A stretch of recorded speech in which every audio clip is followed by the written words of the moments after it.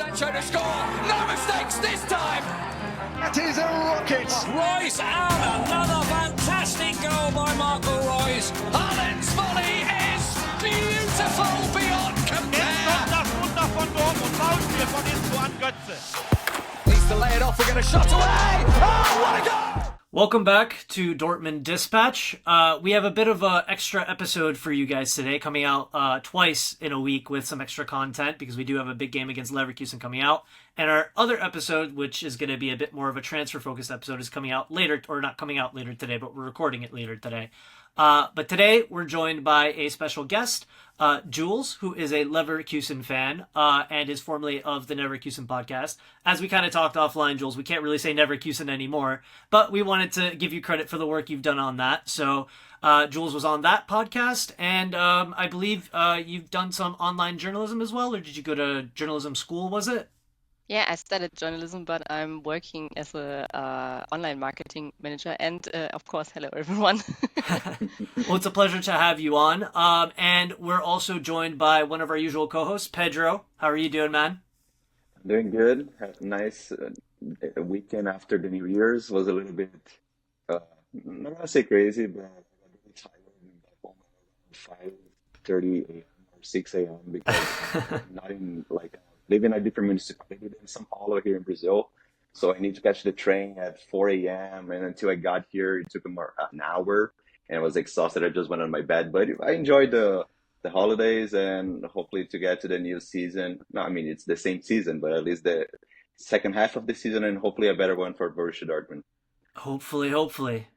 So yeah, and this is my first time on the pod since the New Year, so happy New Year to our listeners from myself. I'm sure Eli's already covered that on the other episode, but I wanted to give my little holiday shout out there. So as I kind of mentioned, we are going to be talking about Dortmund versus Leverkusen, which is happening next weekend. Massive game for both teams, I would say. If we just kind of take a look at some of the information we have about the game so far. So it's going to be a home game for Dortmund, which generally bodes pretty well for our boys in black and yellow. If we look at the form prior to the break, just in terms of both teams' Bundesliga form, so we had Dortmund with 2 wins, both against Freiburg and Wolfsburg, 3 draws against Bayern, Hoffenheim, and Gladbach. Meanwhile, we have an absolute juggernaut in Leverkusen just taking 5 straight wins against Heidenheim, Union Berlin, St. Pauli, Augsburg, and Freiburg. I really miss those days. Those were pretty great days when Dortmund was able to do that. Yeah, me too. Yeah. So I just wanted to get your guys' general thoughts on the game, going into it. And Jules, I guess we'll start with you. What are your general feelings going into this game against Dortmund? How do you feel about it? What do you think Leverkusen's chances are? I personally think they're pretty good in terms of getting some sort of result. But let's hear from you. Yeah, the matches against Dortmund aren't easy always, as we know. The last 2 matches, we only had a draw. And I just saw the documentation of Bayer Leverkusen on Amazon Prime, and I think it was Jonathan Tah who was really annoyed by the style how Dortmund played in the first match of the season.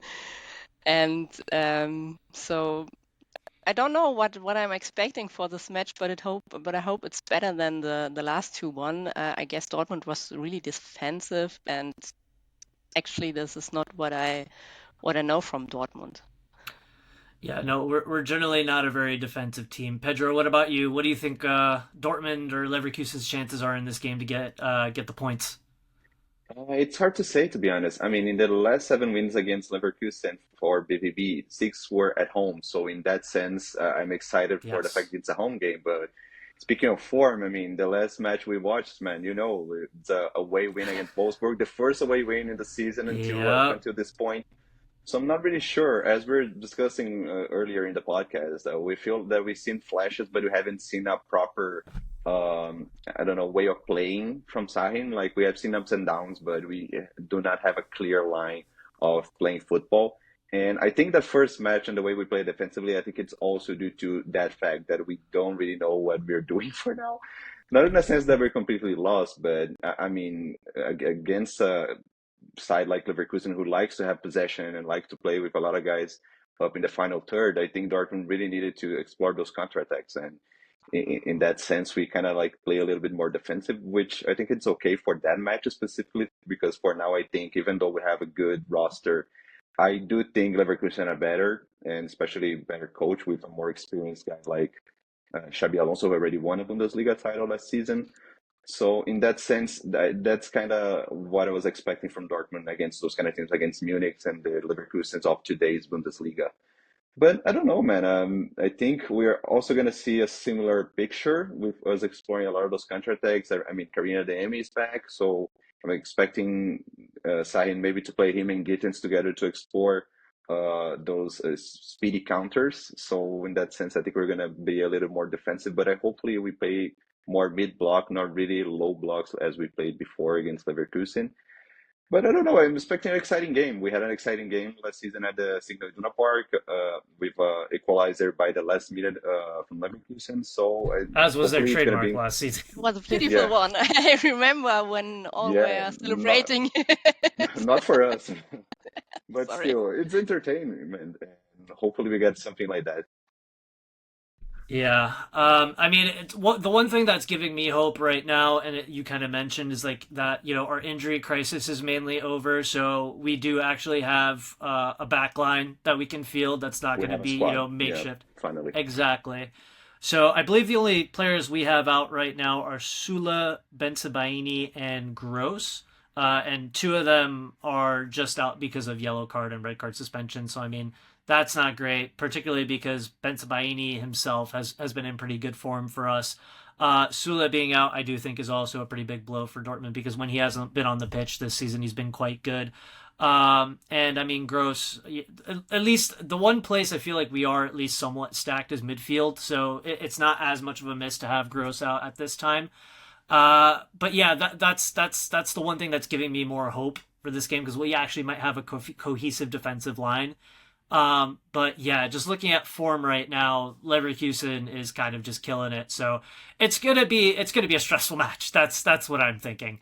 Um, but let's actually get into some questions that we have here for Jules in particular because we want to know a little bit more about Leverkusen from Leverkusen's standpoint ahead of this game.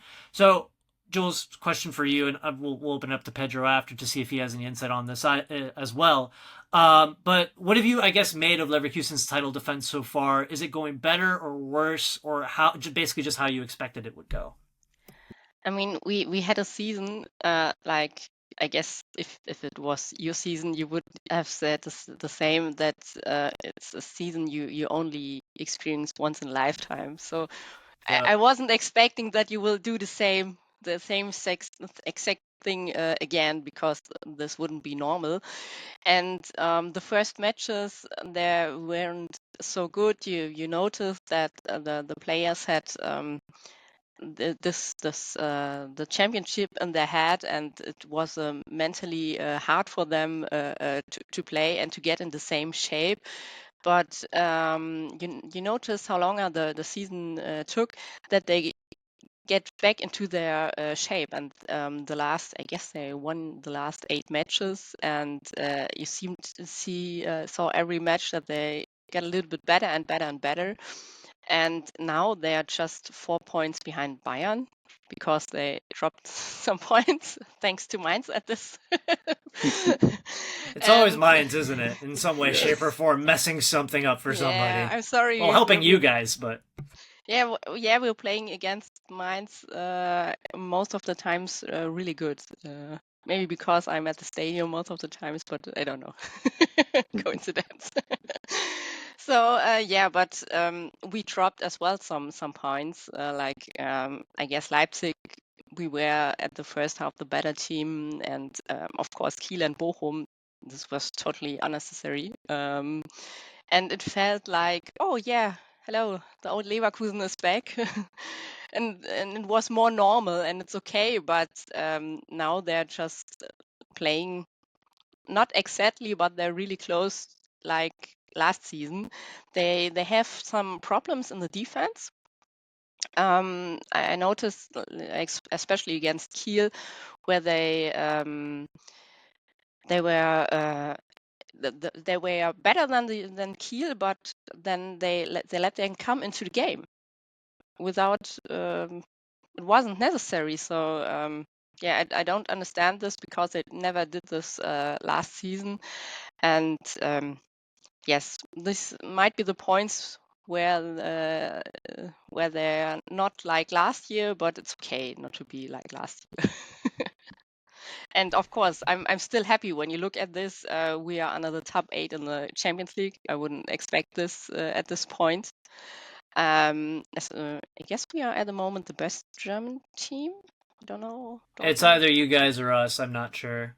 Because I Yeah. know we were 4th or 5th for a while, top of it for a while. I don't know where we are now, Pedro. I don't know if you have any information on that. I don't have the information, but I have the table right here in front of me. Yeah, Leverkusen is currently in fourth place, and then there's Dortmund in 9 and Bayern Munich in 10. So yes, you guys are the Yeah. best German No. team in the Champions League. Doing Yeah. the Bundesliga proud. Yeah. And we won against Bayern in the cup. That is always a big thing. I still don't know how we made this, but we made it. Well, the fact that you guys did is the important thing. Pedro, what are your thoughts on Leverkusen season so far? I know it's not really our main focus on the pod, but I'm just curious. What did you think they'd be doing as well this season?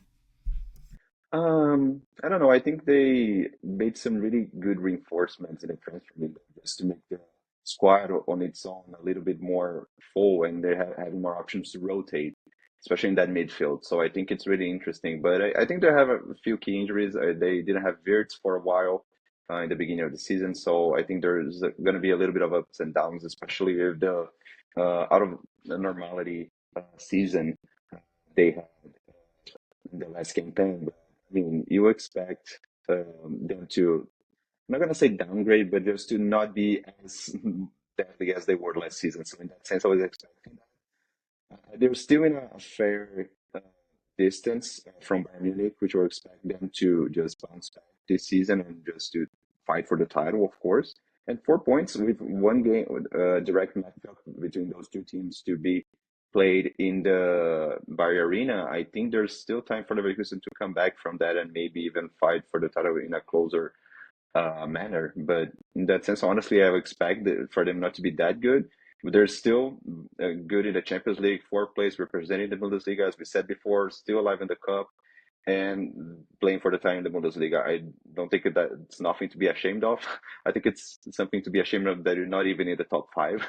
Hello, Borussia Dortmund. But and out Hi. of the cup as well. But yeah, I don't want to get depressed so early in the year. So let's focus on Leverkusen. But yeah, it's great that they're really having a project. And for me, the best thing that could happen to them is Xabi Alonso to stay, and that happened. And he's still doing a really good job. Yeah, top 4 must be nice. But let's talk a little bit about because Jules, you kind of mentioned already Leverkusen's defense. What would you say that like Leverkusen's strengths and weaknesses are this season? If you want to go more in detail about the defense, feel free. But if there's anything else you want to add in on there, and how do you think that this sort of strength or weakness will play into the game against a side like Dortmund right now, who is either very much flying high in a game or completely absent in a game? Yeah, as I said, we had some troubles in the defense, especially with Tapsoba, who was playing is playing as a right defender, and but in the last matches he stabilized more and more. And I guess at the beginning, at the first matches, we were like, okay, why is he playing there? Where's the plan behind it? But as we know, Alonso has always a plan, and just trust in him.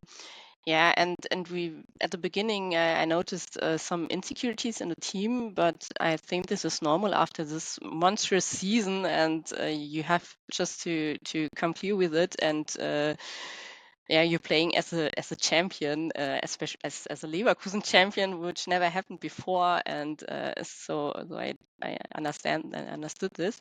And the thing is that one big strength is that Alonso learns from every match and he tries to improve and improve, and he gives this to the team, and the team tries to implement this on the pitch. And yeah, and of course, one weakness is that we got too many goals so far. I don't know how many we have already, but might be more than last year. All in all, I don't know. Yeah, and this is I guess where the opponent can get us and win the match. And especially, as I said, in the match against Kiel, where we were just like, okay, we're leading, and so let's just play a little bit. And okay, the opponent is now confident and scoring, and okay, it was just a draw. So this was typical for Leverkusen, yes. And in the beginning of the season, I noticed that especially Xhaka, wasn't as strong as in the last season. But now he's back, and we had some tough matches when Boniface and Schick were injured. But Boniface will be out next Friday. Will still be out next Friday. I guess they said it today at the test match. But Schick is back now, and he might be better than, I guess, 2 or 3 years ago. So it's going to be a lot of fun against Dortmund. Yeah. So we're starting to mention player names, so I'll go right into my next question here for both of you. So I'll start with Pedro on this one. And this, well, we'll see if we're in alignment on who we're thinking here. But who would you say is the most dangerous player for Dortmund to look out for in this game on this Leverkusen side? I have two names that pop into my mind right in a second. I think the obvious Go with one is both. Florian Wirtz. For me, I'm gonna highlight a guy that I really like, and I don't understand how Dortmund didn't go for him and transfer him a year back in Alex Grimaldo. Grimaldo for me was brilliant playing that inverted fullback role and playing in that midfield and just find that half space closer to the box. I think he's deadly, and we're gonna need match up and whichever other player plays next to him to partner up and try to man mark him because it's gonna be really dangerous. Also on free kicks and also on long balls and that kind of stuff. So yeah, for me it's Grimaldo and Wirtz, but I'm gonna stick with Grimaldo. I'm gonna leave you guys also to talk a little more about Florian Wirtz, and we're gonna also talk on another subject, Florian Wirtz related later in the pod. But yeah, Grimaldo for me was a no-brainer in the transfer window, especially on free, and Leverkusen got the best out of us again. Yeah, the Grimaldo transfer for me was an interesting one because I believe it had been for several, well, I'm not going to say several years, but at least for a couple of transfer windows, you would like see those Grimaldo to Dortmund rumors pop up. And when he actually ended up going to Leverkusen, I was just like, how did we not move on this? It's just like, it just made so much sense. Especially after Rafael Guerrero left. It's like, it makes total sense to go after him. So, yeah, that's just another one where it's just like, I don't understand how they passed that opportunity up. But, yeah, I mean, for me, you kind of already mentioned Wirtz. I was going to say Wirtz, and we'll talk a little bit more in depth about him like you kind of alluded to there. But, Jules, let's go with you. If you have to look at this Dortmund team, who would you say Leverkusen have to watch out for the most at this time? I think it might sound a little bit weird, but it might be Brandt, because he's the guy you guys know well. Yeah. I was a fan of him until he said he's going to Dortmund. So Makes total sense. But it's typical for Leverkusen that former players are scoring. I remember he scored against us. I don't know when it was, 1 or 2 years ago. He did. I'm pretty sure. I don't remember the game, but I know he did as well. That rings a bell for me. You never know, and of course, when I guess Girassi and the other guys are fast, and when someone is sleeping in our defense, yeah, it's going to be really fast to get a goal. So for me, if I'm gonna go with, I guess, a Dortmund player, once again, Pedro's gonna laugh because this is just wishful thinking for me. Maxi Bayer. You knew what I was gonna say before I even said it. That's my absolute boy. I love the guy. I think he's such an entertaining player to watch, and I think he came up very big for us against Leipzig. scoring and assisting, the two goals that we did have in that game. And I think this game against Leverkusen, especially with this being at home, I think this is another great opportunity for him to show up in a big game and make an impact. I think that he's been getting better over the last few weeks. Obviously, still not the same level he was at Hoffenheim. But the more he gets to play, the more minutes he gets, I think the more bedded in he'll be in this team. And I definitely think that's a player to watch out for. Hopefully he's starting. We obviously don't know what the lineups are going to be. But that's what that's what we're going to talk about next. So let's start with you again, Jules. What do you think Leverkusen's lineup for this game is going to be? Well, I guess Radetzky will be on the goal because Kovar is playing in the Cup or in the Champions League. The defense will probably be Hincapié, and Tapsoba. And then in the midfield, I think Grimaldo, Xhaka, and I don't know if Alonso will I forgot the word. I'm sorry. Xhaka and Palacios or Andrich. I think Andrich is more defensive than Palacios, and then on the right side, Frimpong. And then, of course, Wirtz. And I don't know if he chooses Terrier or Terrier. I'm sorry, Terrier. It's French, and Teller. And I guess Schick will be. Awesome. I guess we won't. Boniface is still injured, so we don't have another chance. So before I go and ask Pedro what he thinks Dortmund's lineup is going to be, Jules, I want to stick with you for a moment because I want to ask about Martin Terrier.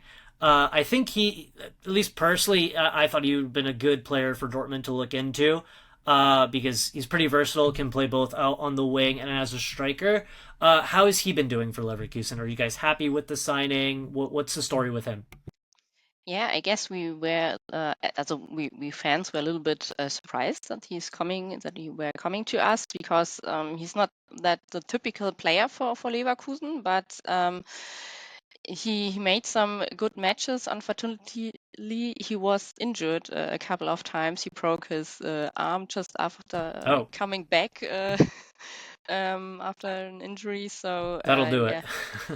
Yeah, he hadn't so much time to play, but he scored his first goal for Leverkusen, and I like how he's playing. He's not the one who's scoring so much goals at the moment, but he's working a lot, and you see that, and I like this. And especially now when Atli is still injured, I don't know when he's coming back.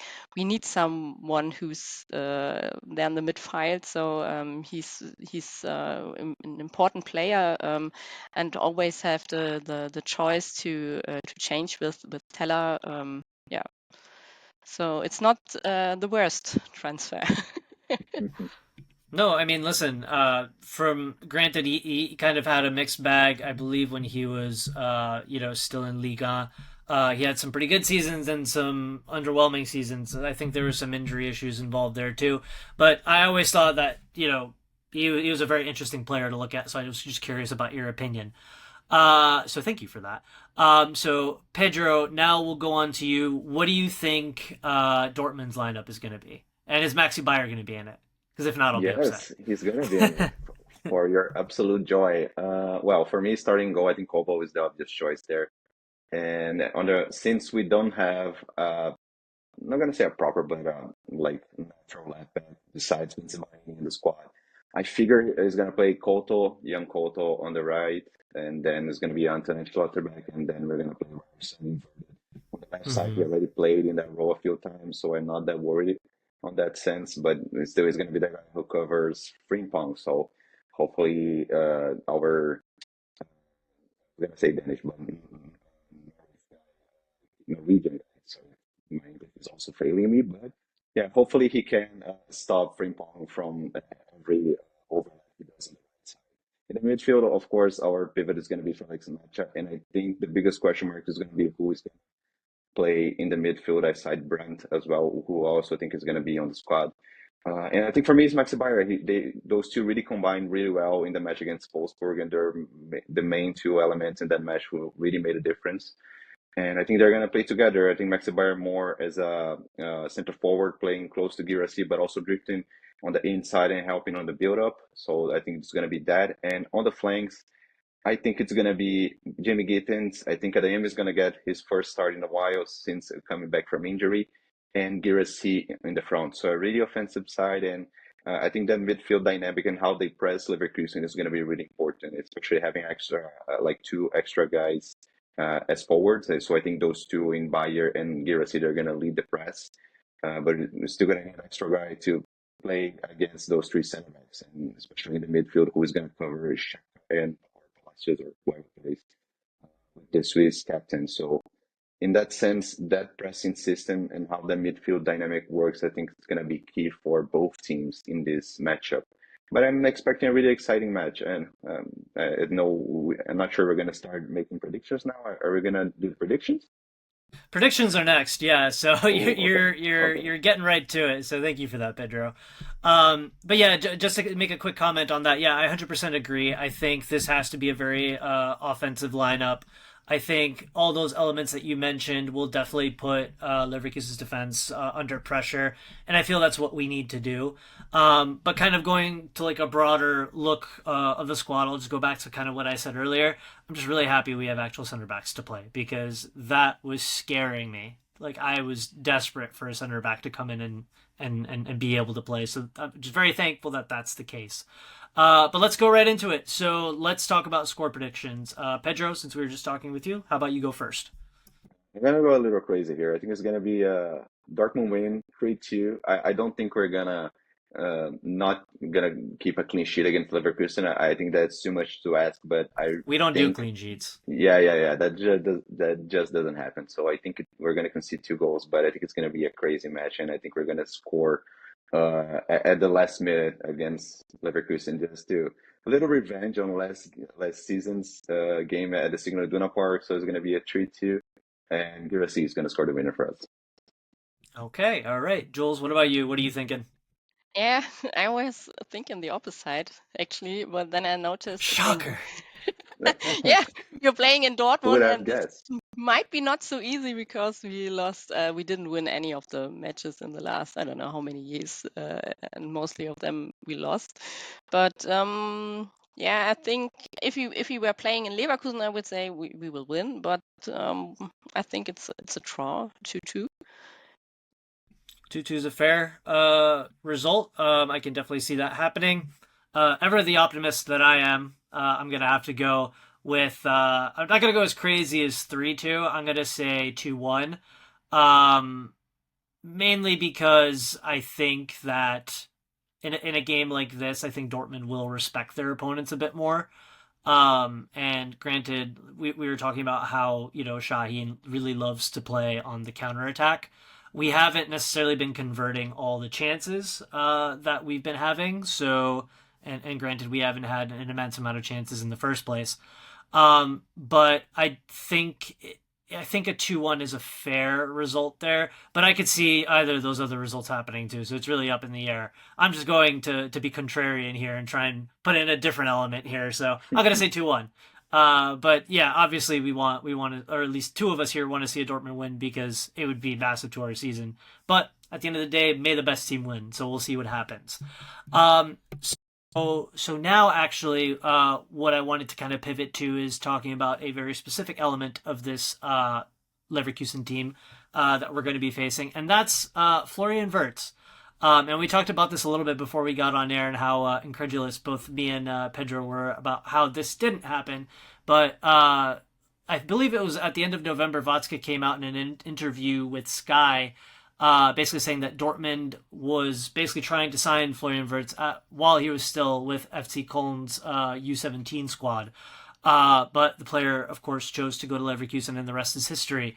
So I'm just going to read out the quote here so you guys have some context. So this is directly from the piece, mind you. So he says, especially when you are young, the step to Leverkusen is a little more socially acceptable. You can then stay exactly where you live, because Cologne, I believe, is close to Leverkusen. And Leverkusen is also a top-run club. They also have Rudi Voller, who then sits down in front of you as a 17, 18-year-old and makes the offer palatable for you. So, Jules, I'm going to start with you on this because I'm very curious to hear a Leverkusen fan's perspective on this. So, Dortmund are known for being a club that very much love to bring through young players and give them the chance, to play in the starting 11. And they basically pride themselves on this. So how is it, do you think, that Dortmund weren't able to make this move palatable for a talent like Wirtz? And what do you think, I guess, it is that Leverkusen were able to offer that Dortmund weren't able to offer to make this kind of go through? Yeah, that's a good question. As I know, nearly every club in Germany was behind Wirtz and wanted him. I totally understand this. And Rolf has said he knew Florian since he was 13 or 14, and he noticed, he would perfectly fit into Leverkusen. And when they had a chance, they talked to him and to his parents, and I think one of the advantages for Leverkusen was that his sister Juliane was already in Leverkusen playing at the women's team, and it's really close to to Leverkusen, as we know, Cologne, and Florian wanted to stay with his family and his friends, and to go into his school, Cologne. So and I think, of course, when Ruli Völler is there and says, "Come to us," it's not easy to say no. And I think Simon Rolfes did a lot of work there, and he had many meetings with his parents, and as far as I know, they gave them a good feeling and appreciation in contrast to other clubs. And so and as far as I know, Cologne was too late to convince him to stay, so it's their own fault. And and another point is that Leverkusen is known as a Wohlfühl-Oase, how we say in Germany. It's an oasis of well-being.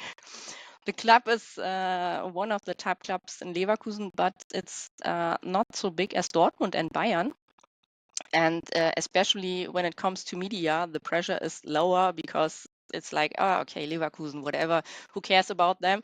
Okay, not after the season, but before it was like And that. now it's a different story. Yeah, genau.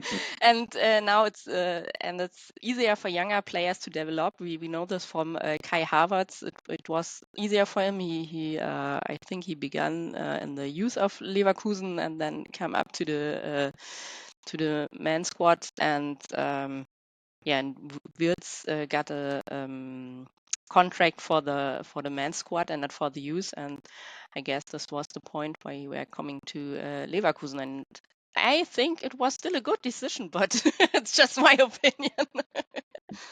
Yes. For sure. Pedro, what about you? Do you want to add some insight onto this? I don't have the expert insight on Leverkusen for sure, but I mean, a factor that could have possibly played out on Wirtz going to Leverkusen, staying to opting for other clubs is guaranteeing playing time, especially for young German talent like himself. As we know and discussed here in the podcast earlier in the season, we know that Dortmund, or the idea that Dortmund likes to develop young talents, it's not 100% accurate or not necessarily 100% realistic, especially with the recent cases of Brunner and Yusuf Mokoko leaving early and not having the deserved time to prove themselves in the first team, and then Torota, of course, going to Union Berlin as well.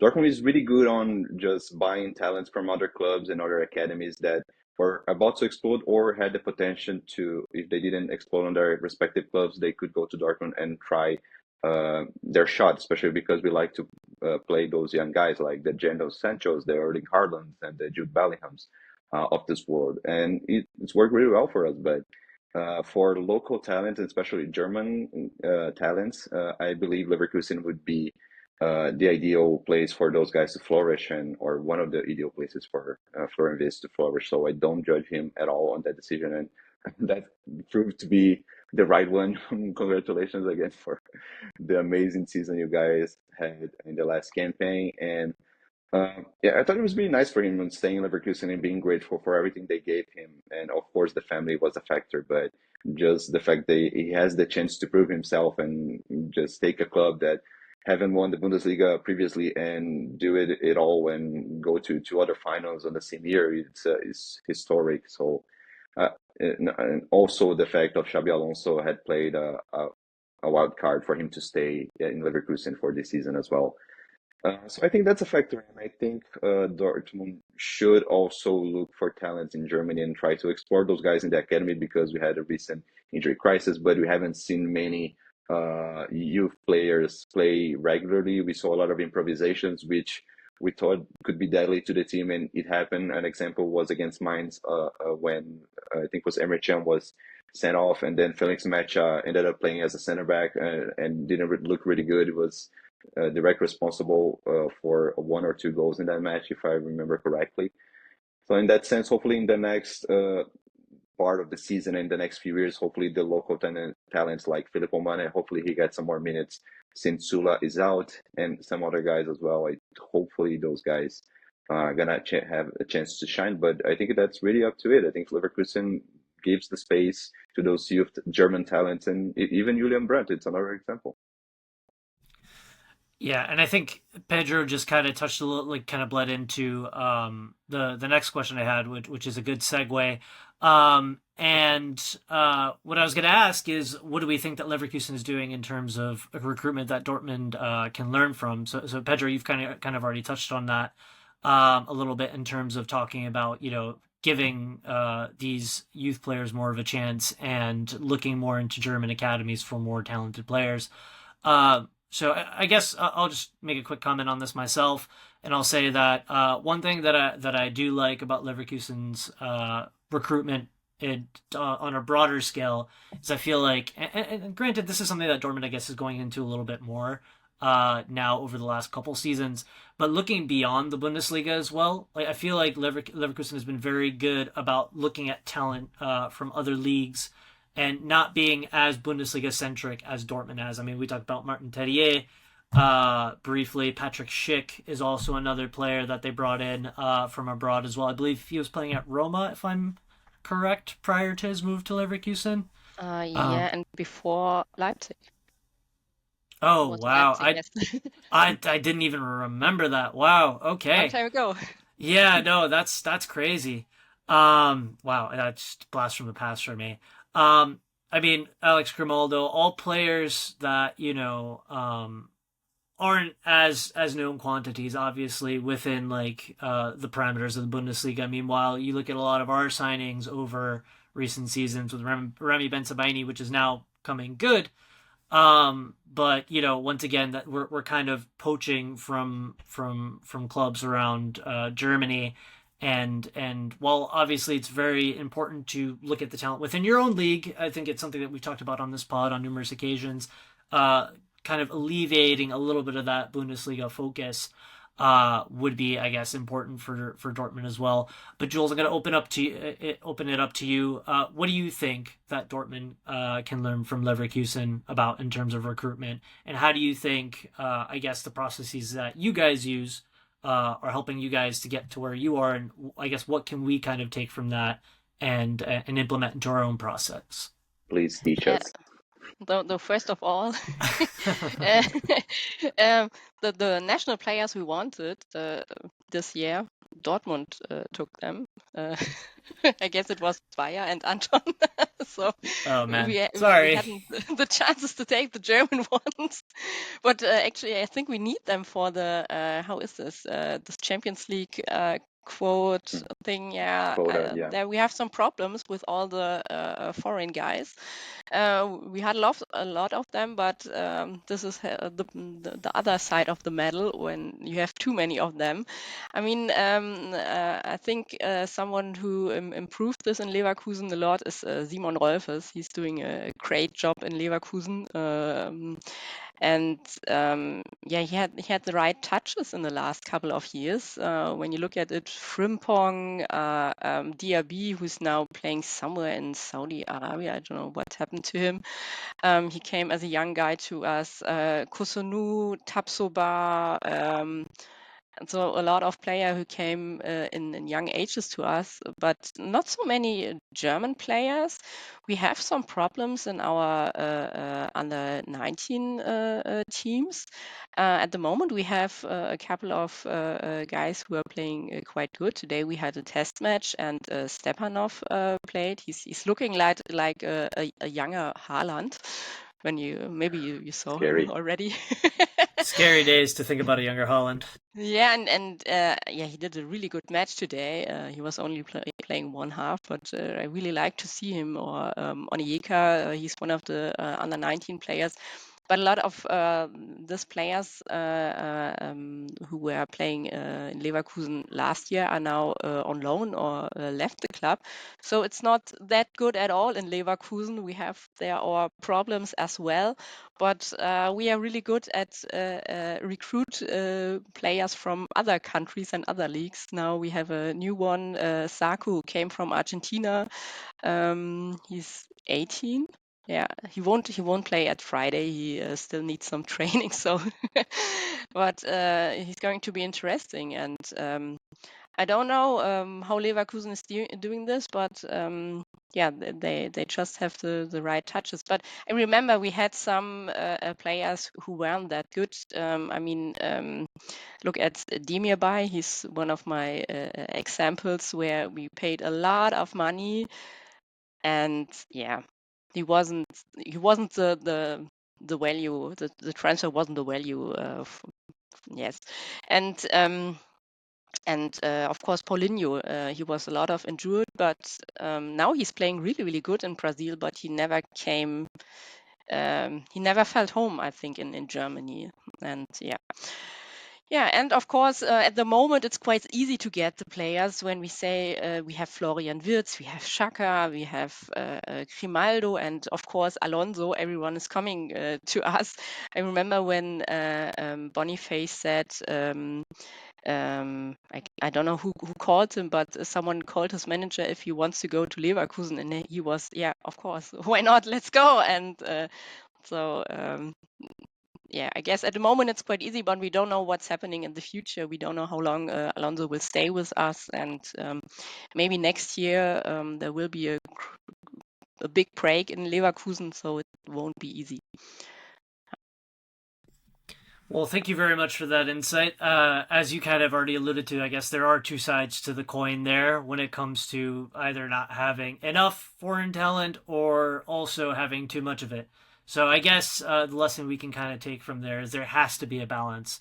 I do think that Dortmund is personally working towards that balance. I mean, if we look at this past window, we do have a lot more diversity in terms of where these players are coming from and where Sebastian Kehl and Sven Mislintat and the rest of the people responsible for recruitment are actually looking for these talents.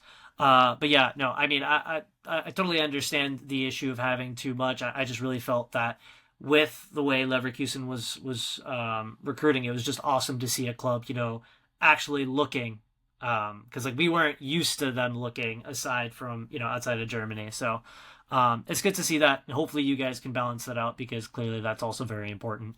But on that note, I just wanted to say thank you very much, Jules, for joining us on this pod. We'll be wrapping up now. Is there anything that you would like to plug that you're working on right now, or anything like that? Your socials? No, first of all, thanks for having me. Thanks for the invitation. I think it was my first podcast out of the Leverkusen bubble. So it was really interesting. No, if someone wants to get in contact with me, I'm not so active on Twitter or X, how we call it now. But you can find me on Blue Sky. Jules, how is the word? Dash, yeah, says dash, yeah. And yeah, but most of the time I'm just writing in German, so yeah, it's not so easy to understand when you're not speaking German. That's why you have Google Translate. Yeah, that's the thing. Yeah, that makes it easier. It does. Pedro, is there anything that you'd like to plug? No, yeah, you guys can always follow me on Twitter on @del_Pedro23. We have a new episode that came today as we are recording on Sunday. It was about an old article I did about 7 South American stars that Dortmund should keep the tabs on. We did a more in-depth analysis, and even some things are even materializing. We got Julio Soler, a left back from Argentina, who is probably going to Bournemouth for 50 million, a bargain for a talent like Julio Soler, and in a position that Dortmund needed another body there. So it's unfortunate. And also Jair, my personal favorite here from Brazil, from my local team at Santos, but he's probably going to another Brazilian team as well. But that's a problem on my team, and I'm not going to go in depth in that, otherwise I'm going to stress myself out.